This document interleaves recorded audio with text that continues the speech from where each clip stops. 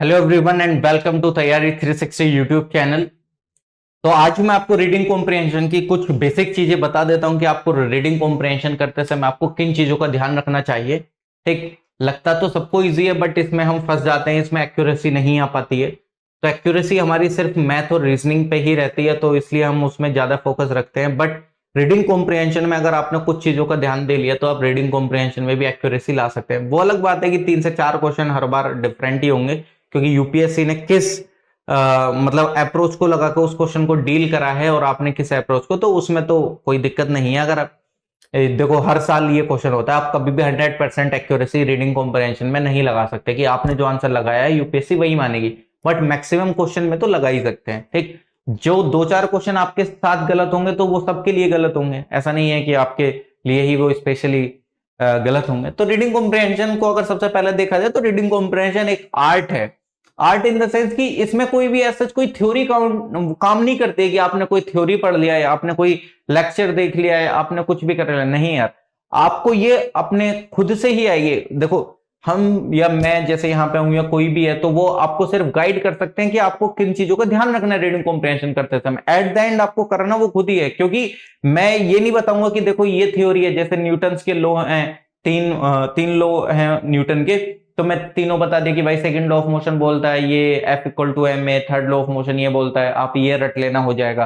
तो reading comprehension में ऐसा कोई थ्योरी नहीं है, वो आपको अपने से आएगा। वो कैसे आएगा कि इफ अगर आपको न्यूज़पेपर पढ़ने की हैबिट है, न्यूज़पेपर एक बहुत इंपॉर्टेंट चीज है अगर आपको रीडिंग कॉम्प्रिहेंशन पढ़ना है। वैसे तो वो इंपॉर्टेंट है ही यूपीएससी की जर्नी में, अगर आप तैयारी भी नहीं कर रहे हैं तो वैसे भी इंपॉर्टेंट है।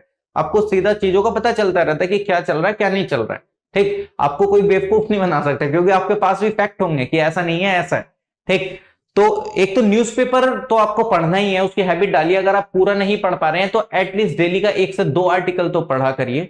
उससे आपका क्या होगा कि आप समझ सकते हैं, क्योंकि जो रीडिंग कॉम्प्रिहेंशन में जो आर्टिकल आते हैं या जो कुछ भी पैराग्राफ आता है, वो कई बार क्या होता है, कई बार क्या मैक्सिमम टाइम आपका सीधा वहीं से ही आता है, न्यूज़पेपर से ही। ठीक, तो उससे क्या होता है कि आपकी एक अंडरस्टैंडिंग बन जाती है कि आप लैंग्वेज को समझ पाते हैं कि वो क्या कहना चाह रहा है क्या नहीं। अब आप वहां पे सीधा बैठे हैं और आपको समझ ही नहीं आ रहा है कि भाई पहली लाइन में क्या बोल दिया इसने। और हिंदी तो आप पूछो ही मत, यूपीएससी की माशाल्लाह पता नहीं क्या ही होती है वो। ठीक, हिंदी में भी वो इतना ज्यादा डीप चले जाते हैं। अगर आप सोचते हैं कि आप इंग्लिश में नहीं समझ पा रहे तो आप हिंदी पढ़ लेंगे, तो आपको लगेगा कि यार इससे बेहतर है कि मैं इंग्लिश वाला ही हूं, मैं इंग्लिश पढ़ ले रहा हूं। हिंदी वाले स्टूडेंट खुद नहीं समझ पाते हैं कई बार कि वो शब्द लिखा क्या है, वो ट्रांसलेशन ही पता नहीं किस लेवल का होता है। शायद आपको पता भी होगा कि नहीं कि यूपीएससी मेंस में पिछले ये जो अभी का जो ऐसे आया था उसका ट्रांसलेशन पता नहीं क्या ही कर दिया था, वो मैथमेटिक्स म्यूजिक वगैरह करके एक ऐसे था। ठीक, तो इसलिए ऐसा नहीं कि आप ये सोच लेंगे कि मेरे को इंग्लिश नहीं आती मैं हिंदी पढ़ के कर सकता हूं, नहीं, तब और आपके लिए डिफिकल्ट होगा, क्योंकि एक तो आपको वैसे ही हिंदी नहीं आती है और वो आपने पढ़ लिया तो आपको शब्द का मतलब ही नहीं पता चलेगा है क्या कि नहीं। ठीक, तो आपको कॉम्प्रिहेंशन के लिए सबसे जरूरी क्या है कि आप न्यूज़पेपर पढ़ेंगे। और भाई आपके अगर आपने इस पे फोकस नहीं दिया तो आप 30 से 40 मार्क्स गवा सकते हैं। मैं बोल रहा हूं 30 से 40 में से भी आप 30 से 40 नहीं लेकर आ रहे हैं, 20 से 25 ही लिया है, 20 से 25 मैथ्स में लिया है, 20 से 25 उसमें लिया है, तो कुल मिला के आप क्वालिफाई कर सकते हैं। तो यानी कि ये भी एक ऐसा सेक्शन है कि आप इसको पूरी तरीके से नेग्लेक्ट नहीं कर सकते हैं। मान लीजिए कि मैथ्स जो है वो मतलब 2023 की तरह ही आ गई, बहुत ज्यादा मतलब एक क्वेश्चन जो उनमें टाइम लग रहा सॉल्व होने में, रीजनिंग के भी इस तरीके से आगे, तो तब आपके पास क्या है क्वालिफाई करने के लिए, तो तब आपके पास एक जरिया यही बचेगा ना। तो आप इसमें एक अप्रोच क्या कर सकते हैं मैं आपको बताता हूं। देखो, आप सिंपल कुछ नहीं करना, आप पिछले 10 साल के क्वेश्चन पेपर उठाना यूपीएससी के सी सेट के, 10 साल के यूपीएससी के सी सेट के क्वेश्चन पेपर उठाना, उसमें आप रीडिंग कॉम्प्रिहेंशन सॉल्व करना। मान लीजिए कि 27 क्वेश्चन है, तो आप डेली डेली एक एक पेपर सॉल्व करिए, 10 दिन में 27 पैसेज मतलब हर एक ईयर के हो जाएंगे। यहां पे लिखिए अपने आंसर, यहां लिखिए यूपीएससी के आंसर। अब आप उसमें मैच करिए। मान लीजिए कि आप किसी एक पैसेज के अंदर में 2 ऑप्शन में फंस गए हैं, ए और बी। आपने क्या लगाया कि उसका आंसर ए होना चाहिए, मतलब आप फंस गए थे 2 ऑप्शन में, ए और बी में, और आपने एट द एंड उस ऑप्शन का आंसर लगाया ए। लेकिन जब आपने यूपीएससी की आंसर की देखी तो उसके अंदर में बी आंसर था, तो तब आपको पता चलेगा कि यूपीएससी ने दूसरे तरीके से सोचा था। तो कहीं ना कहीं आप थोड़ा बहुत मैचअप भी कर पाएंगे। मतलब क्या कि आपको भी पता लगेगा कि यूपीएससी किस वे में सोचने लगी है। देखो 100% तो आप नहीं अचीव कर सकते हैं, लेकिन अगर आपने थोड़ा बहुत भी अचीव कर लिया कि हाँ आप 3 से 4 क्वेश्चन भी इस तरीके के जो डिफिकल्ट इन नेचर हो पाए हैं और आप उनको सही कर पा रहे हैं, तो कहीं ना कहीं आप एक्स्ट्रा एज ले जाएंगे। तो आपको ये थोड़ी सी एक्सरसाइज करनी पड़ेगी, बट इसका मैक्सिमम बेनिफिट मिलेगा कि जिस टाइम पे आप 2 ऑप्शन में फंस रहे हैं और आपने ए ऑप्शन लगा दिया, यूपीएससी का बी है, तो तब आपको सोचना है कि अच्छा यूपीएससी ने बी सोचा है तो इसने दूसरी डायरेक्शन में सोचा है, जिस डायरेक्शन में मैं भी सोच रहा था बट मैं उस तरफ नहीं गया।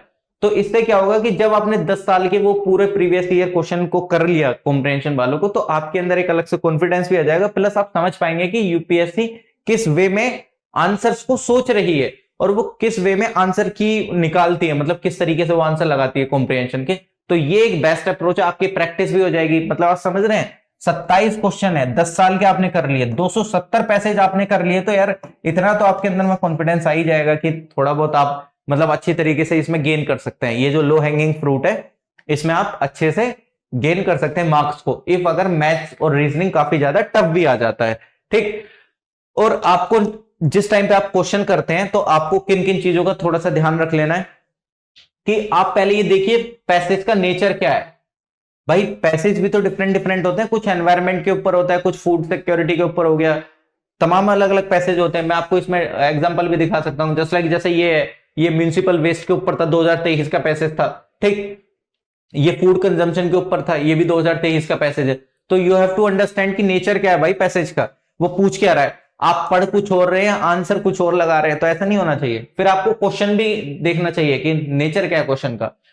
क्वेश्चन मतलब जिस टाइम पे आप पैसेज पढ़ रहे हैं उस टाइम पे आपको इंपॉर्टेंट पार्ट को हाइलाइटर से अंडरलाइन करना चाहिए।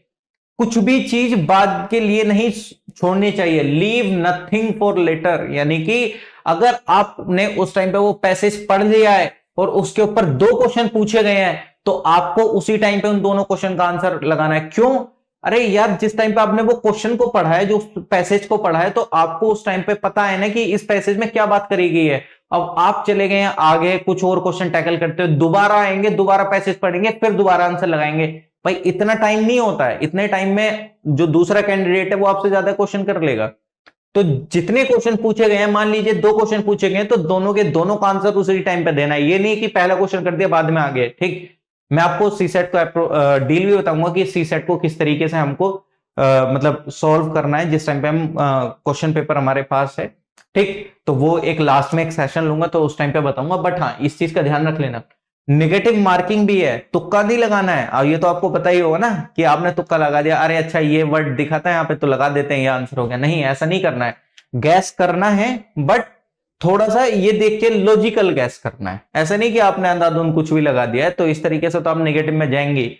क्योंकि कई बार आपने देखा भी होगा, आपके भी फ्रेंड्स होंगे जो कि 0.5 मार्क्स से 1 मार्क्स से सिर्फ सी सेट में रह गए और उनके जीएस में अच्छा स्कोर आ जाता है, ठीक। तो वो वाली चीज है, एक्यूरेसी को प्रायोरिटाइज करना है आपको। अगर आपको लग रहा है कि हाँ भाई आप इसका लगा सकते हैं तो आप लगाइएगा उसका आंसर, वरना नहीं। और इसमें एक और चीज आपको जो सबसे बड़ी ध्यान रखनी है वो ये ध्यान रखनी है, देखो 2 अप्रोच होती है, 2 तरीके के स्टूडेंट होते हैं। एक स्टूडेंट ये होता है कि भाई उसने सबसे पहले क्वेश्चन को पढ़ लिया है, उसके बाद वो पैसेज पढ़ रहा है, तो उसके दिमाग में क्या चल रहा है, वो जो क्वेश्चन पूछा गया था वो उस क्वेश्चन उसके बैक ऑफ द माइंड चलता रहेगा और वो पैसेज में देखता रहेगा कि इस क्वेश्चन का क्या आंसर है। एक स्टूडेंट ये होता है कि वो पहले पूरा पैसेज पढ़ लेता है, उसमें इंपॉर्टेंट वर्ड हाईलाइट कर लेता है और वो फिर आगे क्वेश्चन को पढ़ता है। तो अब आप देख लीजिए कि आप दोनों में से किस चीज में कंफर्टेबल है, ठीक। आप दोनों में से किस चीज में कंफर्टेबल हैं और आपको लगता है कि आप पहले क्वेश्चन पढ़ के इसको कर सकते हैं, या आप पैसेज पढ़ के बाद में जब क्वेश्चन करते हैं तो तब अच्छे तरीके से कर सकते हैं, ठीक। मैं इन पे क्वेश्चन भी सोल्व कराऊंगा, लेकिन अगर आपको इस चीज के बारे में और भी डिटेल्ड में जानना है कि कॉम्प्रिहेंशन वगैरह को कैसे अटेम्प्ट करना है, क्या करना है, तो मैंने बहुत अच्छी तरीके से इस पे क्लासेस को कवर कर रखा है हमारे सीसेट क्रैश कोर्स के अंदर में, जो कि सिर्फ है 999 रुपीज में। तो वहां पे मैं आपको उसमें अप्रोच भी बताता हूँ किस तरीके से आप रीडिंग कॉम्प्रिहेंशन को डील करते हैं, किस तरीके से आप मैक्सिमम एक्यूरेसी के साथ क्वेश्चन को लगा सकते हैं, ठीक। तो जुड़ना ना भूलें मेरे साथ सीसेट क्रैश कोर्स में। तो थैंक यू सो मच, मिलते हैं नेक्स्ट वीडियो में।